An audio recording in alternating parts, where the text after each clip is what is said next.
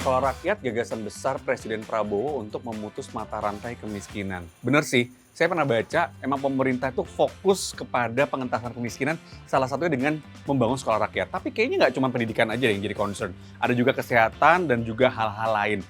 Buat lebih detail paham soal bagaimana program pemerintah untuk mengentaskan kemiskinan, kayaknya langsung aja kali ya. Kita ngobrol dengan Kepala Badan Percepatan Pengentasan Kemiskinan, Budiman Sujatmiko.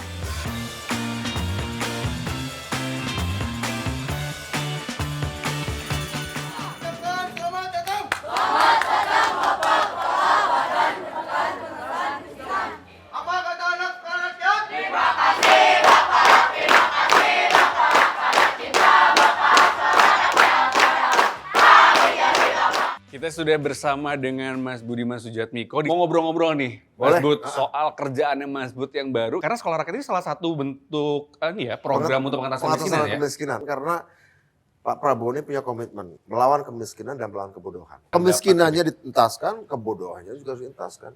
Oke. Sekolah rakyat saya kira tempat di mana anak-anak miskin ekstrim, Pak ya. Anak yang pemulung, jalanan yang biasa selama ini mungkin jadi silver boy, silver girls, ngamanya ngecek, ocak. Bapaknya pemulung mungkin rumahnya nggak jelas pakai gerobak begitu. Tiba-tiba anak-anak mereka difasilitasi sekolah seperti ini. SMP saya aja nggak sekeren ini dulu. Artinya apa? Bagi saya ini misi-misi kenabian. Misi kenabian? Ya, prophetic missions. Misi-misi kenabian, bukan sekedar misi pemerintahan. Misi kenabian kan membela yang tertindas, membela yang teraniaya oleh sistem. Hari ini, setelah 80 tahun Indonesia merdeka, ada program mutus rantai kutukan itu. Anda boleh nggak setuju dengan Pak Prabowo. Anda boleh membencinya, Anda boleh tidak memilihnya. Tapi kalau Anda berpikir bahwa ini harus juga gagal, Anda melawan misi-misi kenabian.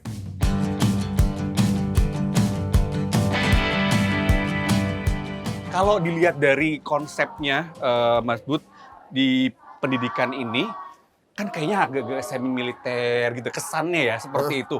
Itu kalau Mas Bud melihatnya... Bagi saya apapun yang bisa memutus kutukan mata rantai kemiskinan puluhan tahun, sejauh tidak melanggar hak asasi ya. Tapi ini kan bagian dari pendidikan karakter dan hak asasi. Hak asasi mereka atas pendidikan.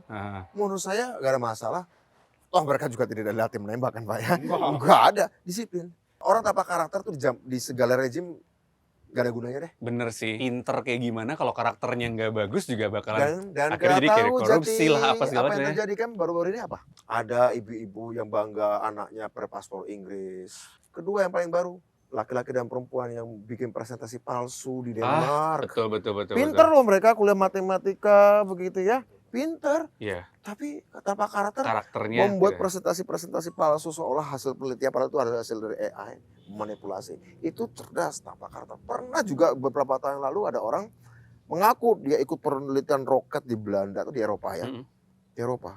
Nggak tahu ya bukan. Bicara soal yang umum dulu nih, yang intinya dari BP Taskin itu tugas utamanya apa sih? Selama ini kita ini banyak. Udah ratusan triliun tiap tahun anggaran digelontorkan untuk mengentaskan kemiskinan masifnya. Terstruktur. Tapi yang kurang adalah sistematis. Membangun sistem. Nah, BP Taskin dilahirkan oleh Bapak Presiden Prabowo Subianto untuk memberikan aspek yang lebih sistemis.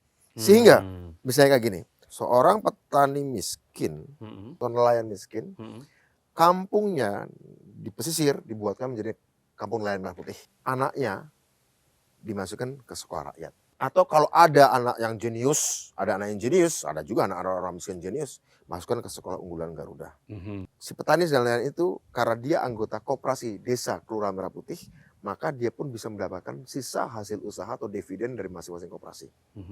Kemudian ada program 3 juta rumah per tahun, ya, yang sedang mulai dirintis. Ya. Si petani si nelayan itu berhak juga tinggal di rumah-rumah yang dibangun untuk dalam rangka masyarakat yang berpendapatan rendah. Kemudian tiap tahun, setiap ulang tahun, mereka mendapatkan cek kesehatan gratis. Fasilitas yang hanya dinikmati oleh kelas menengah. Tugas BP Taskin adalah mengatur sirkulasi supaya ketika di bawah tidak tabrakan, tidak tumpang tindih, tidak saling tolak, tidak saling ngomong. Kementerian-kementerian selama ini berjalan sendiri-sendiri, tidak nyambung antara satu program ini dengan program bidangnya beda-beda ya. Bidangnya beda-beda. Mas Bud, kayak Menko dong ya. Sort of, tapi namanya badan. Oh, Nah, kalau di Menko kan mungkin koordinasi tingkat pusat ya. Atas. Nah kalau Dan kami per bidang tadi berbeda. Kalau kami bisa lintas loh. Benar, Bisa lintas ya. pendidikan, Sampai bisa ke ke sosial, kesehatan. bisa ke industri, bisa ke investasi. Dan kami langsung ke bawah, kami punya program namanya Sitaskin. Sitaskin. Sinergi Percepatan Pengentasan Kemiskinan. Oh, Yaitu oke. ketika satu kabupaten kita keroyok bareng. BP Taskin yang ngajak, Kemen Parikrafnya, Oh. Kemen Sosialnya, Kemen Pertaniannya, Kemen KKP-nya, keroyok bareng di satu kabupaten. Cok, namanya Sitaskin. Berarti BP Taskin ini udah riset dulu bahwa Oh, di pasti. lokasi ini kebutuhannya Oh sudah yang dong. mana-mana gitu. Kita biasanya nerima bupatinya dulu, presentasi dulu apa masalahnya. Oh, Oke, kayaknya I seperti tadi. see. Lampung ya. Hah? Ada 76 desa terancam miskin ekstrim. Butuh membangun beberapa kampung nelayan merah putih. Ada butuh membangun sekolah rakyat. Ada butuh hilirisasi. Oke, kan? ya. Ada kopi, ada macam-macam lah ya. Oh, ternyata. Kalian kirim surat ke kementerian, tembusan ke BP Taskin. Nanti kami antar untuk ketemu dirjennya. Oh, Dan gitu. kemudian turun, Dirjen Kementerian KKP, Dirjen Kementerian Pertanian. Nanti kita dampingin, nanti kemudian kita turun bareng ke daerah itu. Even bukan cuma kementerian, even yayasan, ormas-mas, organisasi. Oh, juga bisa kemasyarakatan. juga ya? Bisa. Ya seperti saya katakan tadi, Anda boleh saja tidak setuju atau siapa boleh setuju dengan Pak Prabowo ya. Tapi kalau Anda mengatakan bahwa ini sesuatu yang harus gagal untuk memastikan Pak Prabowo gagal, Anda tidak sedang melawan Pak Prabowo. Anda sedang melawan nurani Anda sendiri. Ini kita kemana, Ibu? Kita ke ruang makan. Oh, kita makan bareng sama-sama. Oh. Hah? Assalamualaikum warahmatullahi wabarakatuh. Selamat siang anak-anak sekolah rakyat. Siap memimpin Indonesia suatu saat? Siap. Ayo, kita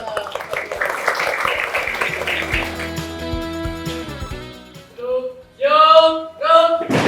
Awal kali makan siang, berdoa dalam hati. Mulai. Doa selesai.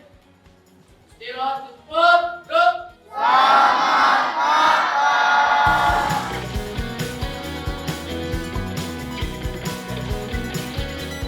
Wah, nasinya luar biasa loh. Bentuknya Makin love. love. Ini penuh dengan cinta menyediakan ya.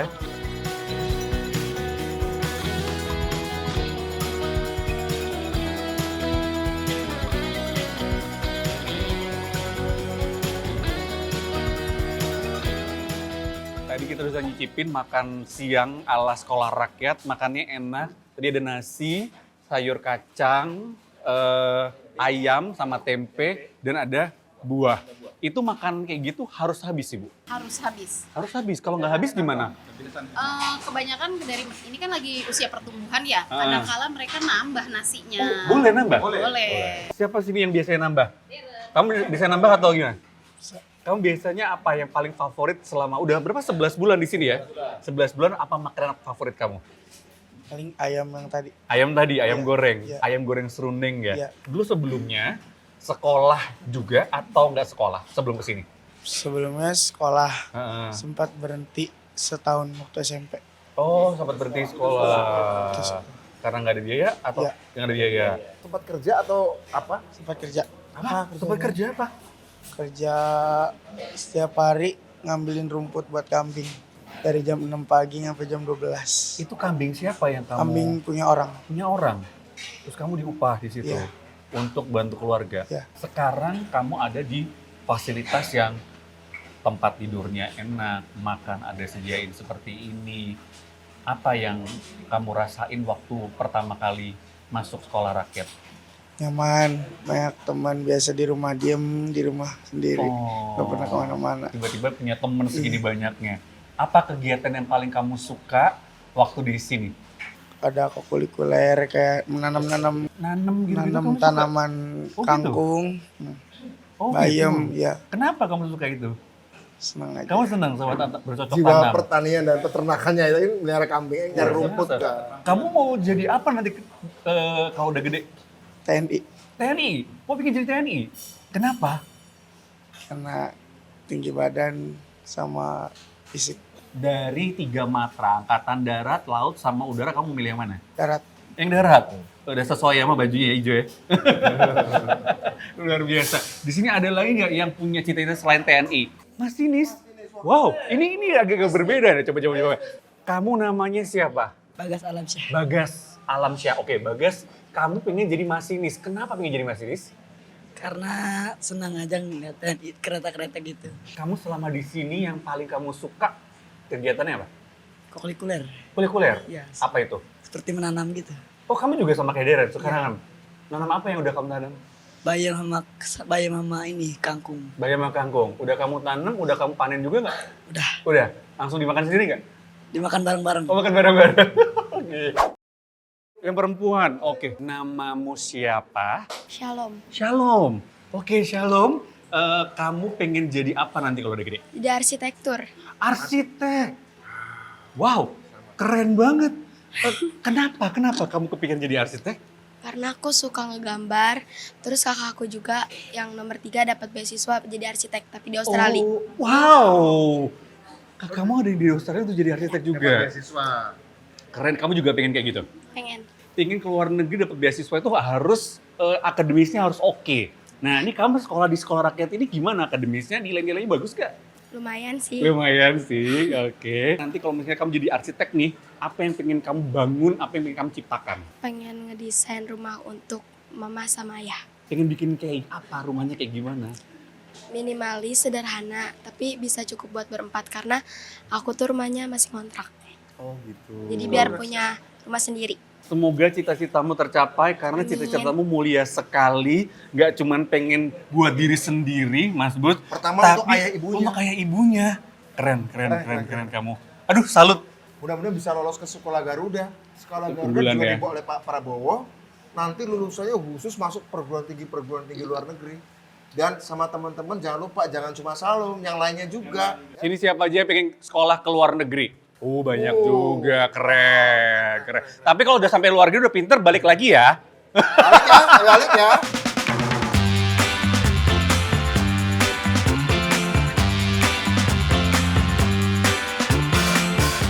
Ini asrama putri, posisi Barak. Satu kamar ada berapa? 20 orang di sini. Nah, berarti ini kalau satu anak gimana nih? Ini kan satu, Ada meja belajarnya. meja belajarnya sharing atau gimana? Mereka itu kan ada yang satu-satu. Oh, ada yang di Ada yang di tengah. tengah. Oh, oke. Jadi biasanya kalau mereka mau ngerjain tugas bareng-bareng kan suka dapat tugas kelompok gitu ya.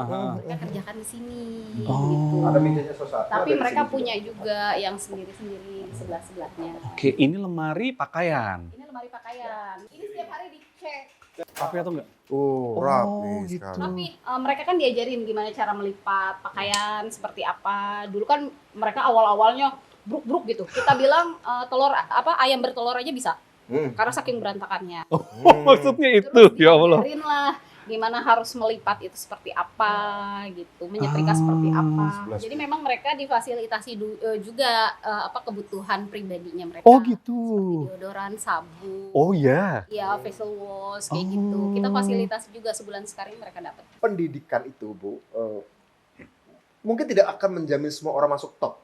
Tapi dia bisa menjamin kita untuk tidak terjerembab. At least, kalau mereka nggak terterima, mereka masih punya ilmu. Jadi bakal mereka sendiri untuk survive. Gimana survive ya, betul. Iya. Sekali. Jadi nggak nol banget gitu Ya, ya. nggak nol banget, nggak ada yang terjerembab itu. Makanya di sekolah rakyat juga kami tidak hanya memfasilitasi mereka secara akademik, tapi kita juga membekali mereka dengan soft skill. Oh. Ya, seperti hari ini itu terjadwalkan, terprogramkan di kami, mereka akan belajar membuat sabun dan ekoenzim.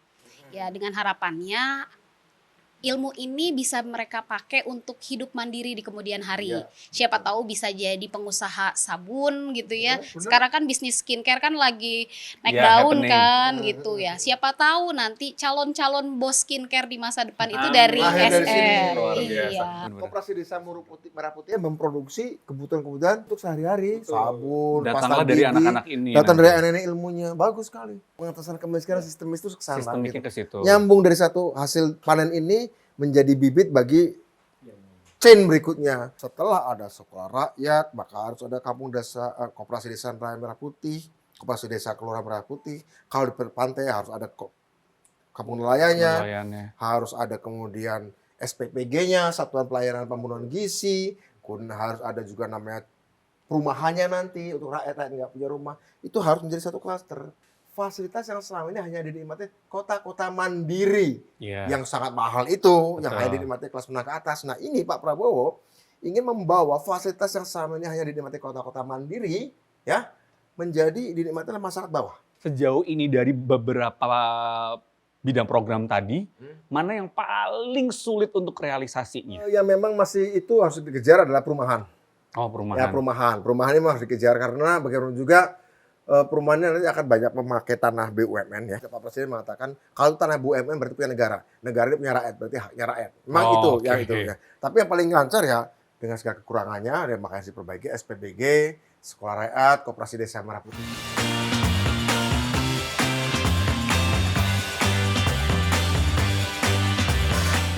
Di belakang itu lagi disiapin, tapi kita ngobrol-ngobrol dulu sama hal yang lain. Lagi rame nih Mas, soal MBG. Salah satu yang ikut membuat buku putih rancangan soal MBG, betul? Saya kebetulan waktu dalam tim kampanye nasional Pak Prabowo Gibran itu di Dewan Pakar. Oke. Di Dewan Pakar dan kami memang merumuskan beberapa program yang menjadi program hasil terbaik cepat.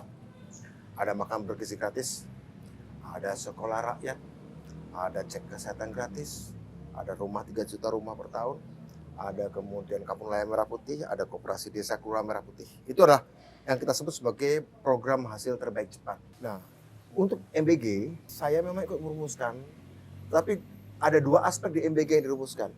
Satu bagian produksi dan distribusi makannya, yaitu bagian demand-nya.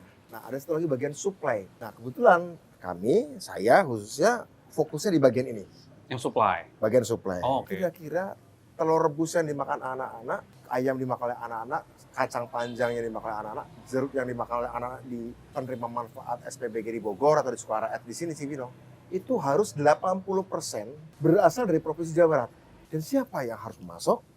Pengusaha lokal daerah setempat, koperasi maupun BUMDes, UMKM. Nah, kami merumuskan konsep pertanian yang tidak boleh mengganggu rantai pasok yang ada, supply chain yang ada yang selama ini dimanfaatkan oleh orang untuk makan sehari-hari. Kita harus buat jalur distribusi sendiri, jalur produksi sendiri, agar MBG ini jangan dilihat sekedar investasi sosial bagi anak-anak supaya tumbuh berkembang dengan baik, tapi juga menghidupkan ekonomi lokal.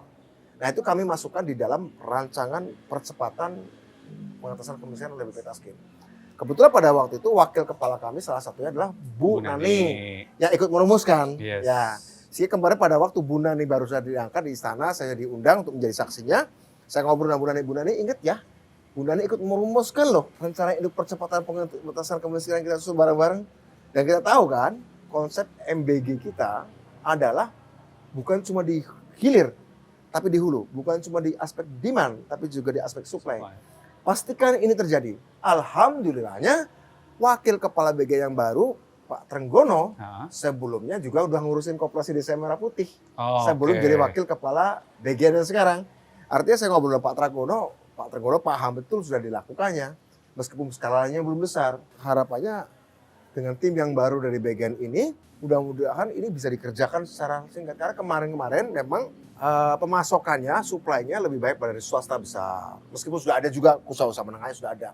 Besok ini harus dikencengin. Artinya dari blueprint yang pernah dibuat sebelumnya oleh tim pakar dengan implementasinya itu tidak sesuai kemarin tuh ya? Implementasi kemarin memang lebih baik di hilirnya.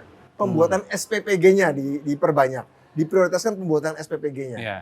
Ininya memang rencananya akan disusulkan. Nah, tapi kan belum disusulkan kemudian terjadi pembersihan penangkapan ya.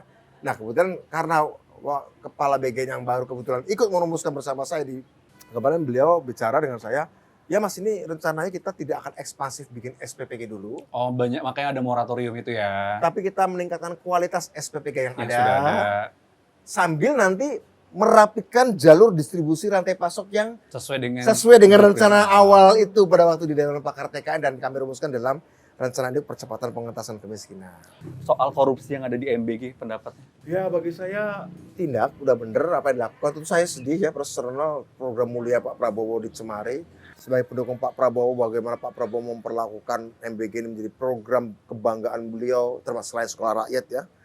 Menjadi seperti itu tersorot. Saya pada waktu pada saat 3 pimpinan itu dipanggil ke Kejaksaan Agung kan ada acara BGN sebenarnya di situ. Iya, di Sentul. Harus Pak Prabowo salaman-salaman dengan menteri-menterinya gitu. Saya salaman, matanya itu kosong, menerawang gitu. Nggak biasanya kan kalau salaman saya tatap gitu ya. Aku saya salam dengan beliau tuh, matanya tuh kayak sedih betul, saya bisa merasakan betapa sedihnya pada hari itu. Betapa sedih, iya sedih sekali lah pasti. Kalau kita punya orang yang kita percaya, tugas yang sangat mulia dan berat, terjadi seperti itu, pasti sedih. Oh saya saja sedih, tapi bahwa ini oke, ini untuk perbaikan. Mudah-mudahan sekolahnya tidak terjadi seperti itu. Kalau angka 1 sampai 10, Mas Bud melihatnya pimpinan baru ini akan membawa MBG atau BGN ke depannya lebih Kalau baik lagi dilihat Pak Bu Nani, Pak Trenggono terutama, apalagi Bu Agustina itu BPKP, wakil ketua BPKP yang kerjanya ngaudit, dengan ada wakil kepala diharapkan dia sudah melekat, sasaran untuk diauditnya udah jelas, lokus-lokusnya di mana. Oke. Artinya tentu saja sebagai seorang pemburu dia dikasih kebun binatang. Waduh, Artinya seru banget. mau berburu singa itu kandang singanya, mau berburu macan itu kandang macannya, mau berburu beruang itu kandang beruangnya. Jadi saya pikir harapannya saya naik lah. Ya. Ini oke gitu ya. Oke, lebih oke. Sebelum kita masuk ke dalam melihat keterampilannya teman-teman di sana, Begitu. Mas, sebagai salah satu orang yang ikut menggagas, yang menyusun semua itu, ketika terjadi penyelewengan, ketika kemarin akhirnya ada peristiwa penangkapan dan terjadi fraud di situ, apa sih yang ada di benaknya Mas Bud? Kalau saya mengatakan sedih, pasti sedih. Karena saya dulu waktu di Dewan Pakar dengan Pak Dadan juga sering diskusi. Pak Dadan pernah pada waktu itu ngomong, Mas Budiman tertarik nggak kalau suatu saat kita buat badan gizi nasional, siapa tahu Pak Budiman ingin mengepalai atau ingin mengurus ini. Biar kita ngomongkan sama Pak Presiden. Pak Dadan bicara begitu ke saya. Pak Dadan, saya ini dulu kos-kosan aja paling banter saya masaknya masak mie instan. Artinya saya ngurus gizi saya sendiri aja nggak bisa gimana ngurusin 82 juta orang pada dan jadi lebih realistis saya tugas-tugas yang lain gitu. Saya Tiba-tiba suka ngurusin nih kalau yang begini nih, yang tahu diri. Saya suka nih yang begini. iya ya tahu diri lah gila 82 juta orang resikonya jadi Karena banyak yang nggak tahu diri loh, Mas ya, Bud. saya nggak tahu lah. Jangan kan itu Pak Presiden aja pernah waris saya Pak Budiman bantu saya jadi Menteri Luar Negeri. Hah? Serius? Pernah, Pak Presiden. Oh, pernah gitu? Pernah, waktu itu sudah terpilih Pak Prabowo, tapi belum dilantik. Hah? Diajak ngobrol lah di rumah beliau di Kertanegara. Pak, alasan saya dukung Bapak itu alasan geopolitik, geostrategi, bukan orang soal kemiskinan, Pak. Sementara dunia lagi kayak gini, maka saya dukung Bapak. Nah, rupanya Pak Prabowo terkesan dengan diskusi itu, barangkali terkesan tiba-tiba Pak Budiman bantu saya jadi Menteri Luar Negeri. Terus kenapa nggak mau? Saya bilang, Pak, saya lebih baik ngurusin orang desa atau orang miskin aja, Pak. Saya motivasi saya terjun menjadi aktivis dulu ingin mengatasi kemiskinan. Oh. Mengatasi ketidakadilan. Itu passion saya. Mas Bud, soal MBG masih. Kalau dilihat kan sebenarnya MBG ini program bagus gitu ya, programnya oke. Tapi dari semuanya itu, yang menurutnya Mas Bud minusnya apa sih? Karena memang ada target 82 juta cepat, pada akhirnya memang aspek supply-nya tadi itu loh. Oh, Kalau oke. soal kualitas ya ada kekurangan ya, ada yang racun, ada yang itu. Tapi sebenarnya kamu tahu, saya kemarin dari Sentolo, Kulon Progo di sebuah desa. Anak SD, mereka makan teriyaki. Yang mungkin nggak pernah terbayangkan. Yang mungkin nggak pernah. Saya makan teriyaki aja mungkin setelah kuliah. Saya makan pizza aja kelas 3 SMA. Saya sampai terharu. Ini bukan sekedar dia makan burger gratis, tapi ini akan menghancurkan mental rendah diri mereka. Oke. Kalau suatu saat mereka dewasa jalan-jalan ke kota lewat restoran Jepang, anak kampung yang makan teriyaki saat SD itu. Gua udah pernah nyicipin. Nah persis. Jangan norak, Kebanggaan itu. jangan norak. Oh, Yang dimakan I see. mereka ini dua gua makan. Artinya apa? Gua nggak minder sebagai anak desa. Makanya tadi juga agak spontan ya. Sekolah kamu tuh lebih keren daripada sekolahku. Jadi kalian tuh harus lebih berhasil dari saya. Mas Budiman ini kan terkenal sebagai aktivis 98. Pernah ada posisinya berseberangan sama Pak Prabowo ketika itu. Kemudian segitu vokalnya ketika dia anggota DPR. Tiba-tiba di pertengahan 2023 langsung memuji Pak Prabowo. Pertanyaanku adalah di titik mana Mas Bud akhirnya mikir bahwa oke, gue kayaknya harus sebelahan atau mungkin membantu atau mendukung Pak Prabowo. Titik apa sih Mas? Setiap 25 tahun sekali, satu bangsa itu harus mengubah agenda prioritasnya. Dulu agenda prioritasnya 98 adalah kebebasan. Oke. tercapai. Setelahnya agenda prioritasnya adalah kesetaraan dan keadilan. Saya tahu Pak Prabowo punya komitmen itu. Tapi kemudian saya mikir-mikir, kalau orang ngomong keadilan, orang ngomong pro rakyat miskin, semua politisi juga ngomongnya pro rakyat miskin. Betul. Oke? Yes. So, apa yang spesial? Padahal apa? Situasi geopolitik. Situasi geopolitik tahun 2023 sudah saya ramalkan, akan ada bentrokan, akan ada krisis, akan ada munculnya superpower baru, kemudian superpower yang lama merasa terganggu, kemudian akan saling rebutan pengaruh, akan ada perang bersenjata, akan ada perang informasi. Ibaratnya Indonesia di pesawat, kita butuh pilot yang sanggup take off di cuaca yang sedang badai. Di situ bukan cuma sekedar pilot yang terlatih. Situasi geopolitik ini membutuhkan orang seperti Pak Prabowo yang biasa berpikir strategis. Lagi pula kedua gini, Jati. Saya tidak pernah memusuhi Pak Prabowo. Saya tidak pernah melawan Pak Prabowo. Salah kan Pak Harto. Oh iya, iya. Hanya ya. Oh bukan soal mertuanya. Saya Pak Harto itu ada baru kan. Pak Prabowo kan prajurit. Ya. Ya. Saya tidak pernah masalah. Ketika bertemu ada banyak hal konsekuensi tentang kemiskinan, tentang ketidakadilan sosial, tentang posisi Indonesia yang bergeningnya tidak kuat. Dan Pak Prabowo menurut saya sudah sampai pada tingkatan, kalau orang mengatakan baik, saya kira bukan baik. Ikhlas, orang ikhlas itu melampaui baik ya. Sudah, gak buta apapun. Tapi mungkin Pak Prabowo Kopassus kali ya, tahu file saya. Kelihatannya file saya banyak tukang rusuh, tukang demo gitu ya. Tapi Aktivis soalnya. tapi nggak ada file Budiman nyuri duit mungkin ya. Karena pada waktu saya ketemu Pak Prabowo ada satu kata yang saya nggak pernah ngomongin di depan orang lain. Tapi baru sekarang saya ngomong. Apa? Makasih Pak Budiman mau datang ke rumah saya dan bersedia mau diskusi dengan saya walaupun kita lama berbeda. Saya tahu dari orang-orang saya, Mas Budiman hidupnya biasa-biasa saja ya, gitu. Bukan orang yang berlebihan, bukan orang yang suka ya memperkaya diri gitu. Mas Budiman orang yang biasa-biasa saja hidupnya Pak Budiman ya. Penting buat dia. Oh penting. Itu penting. By the way, kalau tadi klik banget sama Pak Prabowo, akhirnya merasa klik ya. Kelihatan klik. Kalau sama sebelumnya klik-klik gak sih? Pak Jokowi kan saya bukan menterinya. Oke. Pak Jokowi saya bukan menteri jadi jarang dipanggil juga. Kolega di Tetapi- partai aja. Tetapi kalau saya datang bawa ide pernah khususnya sering dijalankan juga soal desa terutama. Cuma kalau Pak Jokowi bedanya gini, kalau kita ngobrol, Pak Jokowi lebih banyak dengarkan. Pak Jokowi nyatet. Kalau Pak Prabowo kita ngobrol tanggapin, kita tanggapi lagi Langsung diskusi langsung berarti diskusi. ya. Tektokan dulu. dan dijalankan. Oh iya juga. Terutama kalau bicara soal kemiskinan itu Pak Prabowo nggak mau bertele-tele. Oh. Semua ide yang berkaitan dengan mengentaskan kemiskinan, menegakkan keadilan sosial, melawan kebodohan, itu biasanya satset.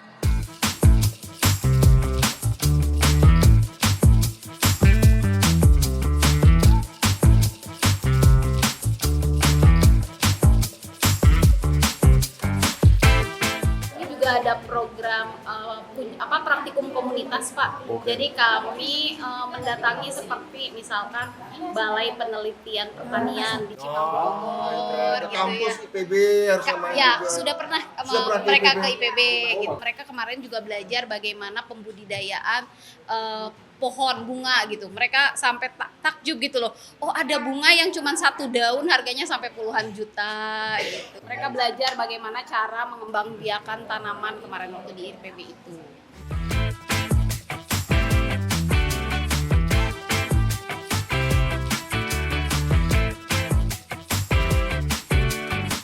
Kira-kira ke depannya apa sih yang masih belum beres dan harus diperbaiki untuk soal pengentasan kemiskinan, Mas?